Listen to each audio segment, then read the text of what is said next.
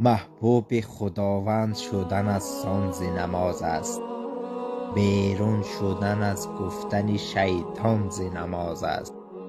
5 وقت نماز است که برد بر ره راسته، با راه درست رفتن انسان ز نماز است. نه مکر کنی دیگر و نه سفسطه گویی، شیرین سخنی از دل و از جان ز نماز است.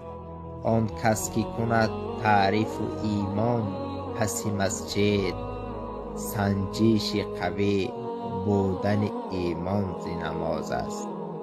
گر عاقبت آباد کنی سر به نماز ده، آبادی بران منزل هجران ز نماز است. گنجینه در این عالمی ویران نماز است، توحید